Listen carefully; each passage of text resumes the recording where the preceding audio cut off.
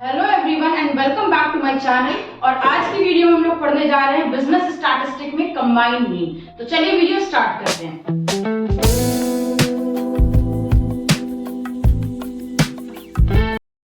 दोस्तों आज की वीडियो में हम लोग पढ़ने जा रहे हैं बिजनेस स्टैटिस्टिक में कंबाइंड मीन। इससे पहले हम लोगों ने मीन के बहुत सारे टॉपिक्स कवर किए हुए, लगभग सारे टॉपिक्स कवर किए हैं। अगर वीडियोस आपने नहीं देखी हैं तो लिंक डिस्क्रिप्शन में दे देंगे, वीडियोस जरूर देखिएगा।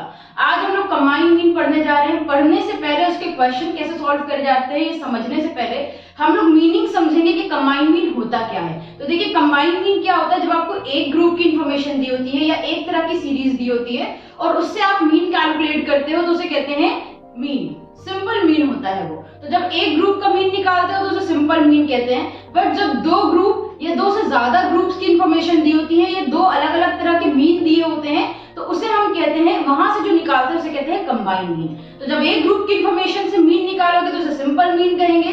जब दो या दो से ज्यादा ग्रुप की अलग अलग लोगों की इंफॉर्मेशन दी होगी और उन सारे लोगों का मीन मिलाकर एक मीन निकालना होगा, आपको सबके मीन को कंबाइन करना होगा, तो उसे बोलेंगे कंबाइंड मीन। तो कंबाइंड मीन एकदम सिंपल लैंग्वेज में अगर बात करें तो दो या दो से ज्यादा ग्रुप का जब हम लोग मिलाकर कंबाइन करके एक मीन निकालते हैं तो उसे कंबाइंड मीन कहते हैं। कंबाइंड मीन का फॉर्मूला क्या होता है इसे क्वेश्चन के साथ समझेंगे। देखिए यहाँ पर हम लोगों ने एक क्वेश्चन दिया है, इसमें कह रहे हैं calculate the average of daily wages for the worker of two factories combined.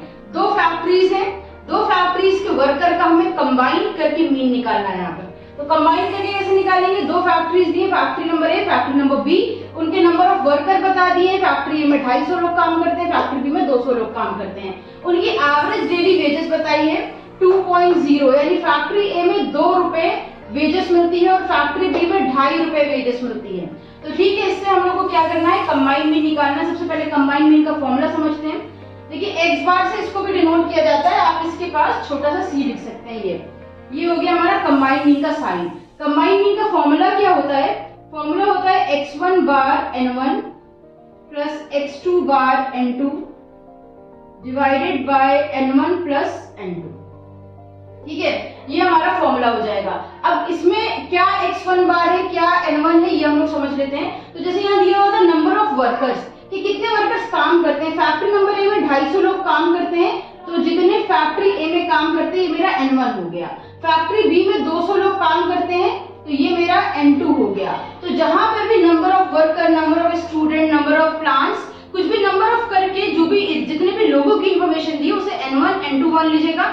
अगर यहाँ पर फैक्ट्री सी की भी इंफॉर्मेशन दी होती और आगे इंफॉर्मेशन दी होती तो हम उसको लाइन से मानते चले जाते हैं। फैक्ट्री सी के वर्कर्स को n3, फिर n4, फिर n5। ज्यादातर दो तरह की इंफॉर्मेशन होती है, उसके आगे अगर 3 या 4 तरह की दी हो तो आपको घबराने की जरूरत नहीं है, इसी के आगे आपको n3 n4 मानते चले जाना है। तो यहाँ पर दो फैक्ट्रीज की थी, तो फैक्ट्री ए में काम करने वाले हो गए n1, फैक्ट्री बी में काम करने वाले लोग हो गए n2। अब इनका दिया है average daily wages, average word लग गया तो मीन हो गया। मीन हो गया तो यहाँ पे 2 रुपए जो है वो हो गया फैक्ट्री ए के वर्कर का मीन। तो दो अलग अलग इंफॉर्मेशन है, तो पहली फैक्ट्री के वर्कर्स का जो मीन है उसे हम x1 बार कहेंगे और दूसरी फैक्ट्री के वर्कर्स का जो मीन है उसे हम x2 बार कहेंगे। ठीक, तो मीन भी आ गया। फॉर्मूला क्या है हमारा, combined mean is equals to x1 bar n1 plus x2 bar n2 divided by n1 plus n2। यहाँ पर ध्यान रखिएगा जो n1 और n2 है कंबाइंड मीन में उसे स्मॉल n1 स्मॉल n2 से डिनोट करा जाता है, कैपिटल नहीं लिया जाता है। अच्छा, इसके आगे अगर और इंफॉर्मेशन होती तो आप प्लस का साइन लगाते और x3 बार n3, तो जितना भी इंफॉर्मेशन हो वो आगे बढ़ाते चले जाना है। आपको ये नहीं सोचना है कि यार क्वेश्चन में तो 2 तरह का बताया मैम ने और यहाँ मेरे पास बुक में जो क्वेश्चन है इसमें 3 तरह की इंफॉर्मेशन है, तो आगे बढ़ाते चले जाना है, कंटिन्यू करते चले जाना है। इसमें वैल्यूज पुट करते हैं। देखिए x1 बार कितना है, x1 बार है 2, मल्टीप्लाई का साइन लगाएंगे, और n1 कितना है 250, दोनों का मल्टीप्लाई किया यानी हमने x1 बार का n1 में मल्टीप्लाई कर दिया। मल्टीप्लाई करने के बाद हम प्लस का साइन लगाएंगे। अब इन दोनों का मल्टीप्लाई करेंगे x2 बार का n2 में, तो ये हो गया 2.5 इंटू 200। अपॉन में रखना है n1 प्लस n2, n1 है 250, n2 है 200, इन दोनों को रख देंगे। मल्टीप्लाई करते हैं 250 इंटू 2, ये हो गया 500, और 200 इंटू 2.5 करेंगे तो ये भी हो गया 500। 250 में 200 ऐड किया, ये हो गया 450। अब देखो भाई 500 में 500 ऐड किया, ये हो गया 1000, डिवाइड दे देंगे 450 से, दोनों को डिवाइड दिया, ये आ गया हमारा 2.22, ठीक है एवरेज। तो दोनों की कंबाइंड वेजेस कितनी है, 2 रुपए 22 पैसे। तो ये हम लोगों ने कैलकुलेट कर लिया है कंबाइंड मीन। तो उम्मीद है आपको समझ में आया होगा, 2 तरह की सीरीज थी। अब इसका और दूसरा क्वेश्चन करके देखते हैं कि और डिफरेंट टाइप के क्वेश्चन में किस तरह से कंबाइंड मीन निकालना है। फॉर्मूला यही है, इसको याद कर लीजिएगा और इसी से कंबाइंड मीन के आंसर्स आने हैं। तो चलिए समझते हैं। हम लोगों ने नेक्स्ट टाइप का क्वेश्चन लिया है, इसमें 3 तरह के नंबर्स दिए हुए हैं, 3 अलग अलग ग्रुप की इन्फॉर्मेशन दी है। तो हम लोग देखते हैं 3 अलग अलग ग्रुप की जब इन्फॉर्मेशन दी होगी तो कंबाइंड मीन कैसे निकालना है। तो वैसे ही निकालना है जैसे निकाला था, यहाँ पर कह रहे हैं a distribution consist of 3 part. एक डिस्ट्रीब्यूशन में उसमें कितने पार्ट दिए हुए हैं, 3 पार्ट्स दिए हुए हैं with a total frequency of 50, 60, 90। Frequency हम लोग को कितनी दी है, 50, 60, 90। देयर रिस्पेक्टिव मीन्स क्या दिया हुआ है, उनके मीन कितने हैं, 12, 15 and 20। Find the combined mean. तो देखिए 3 तरह की हम लोगों को इन्फॉर्मेशन दी है, फ्रीक्वेंसी दी है और उनके मीन दिए हुए हैं। तो फ्रीक्वेंसी के टोटल को हम लोग क्या कहते थे, जब हम लोग सिंपल मीन निकालते थे, फ्रीक्वेंसी के टोटल को कहते थे n। तो वैसे यहाँ पर जो फ्रीक्वेंसीज दी होंगी 3 ग्रुप्स की हैं, तो उन्हें n1, n2, n3 मान लेंगे हम लोग। यहाँ पर फ्रीक्वेंसीज है 50, 60, 90। तो ये हो गया n1, n2, n3, 50, 60, 90। और हम लोग को साथ में क्या दिए हुए हैं, उनके मीन दिए हुए हैं। तो मीन को मानते हैं x1 बार, x2 बार, x3 बार।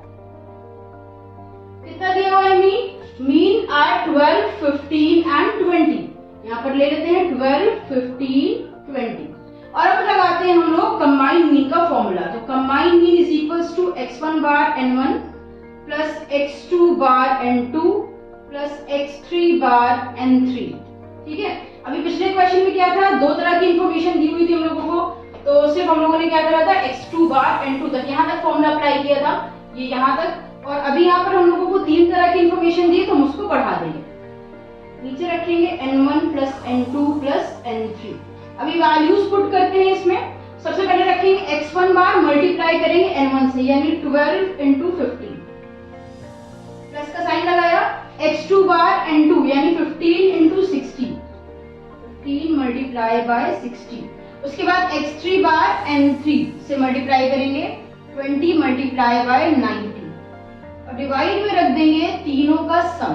तो तीनों का सम क्या होगा, n1 plus n2 plus n3 यानी 50 प्लस 60 प्लस 90।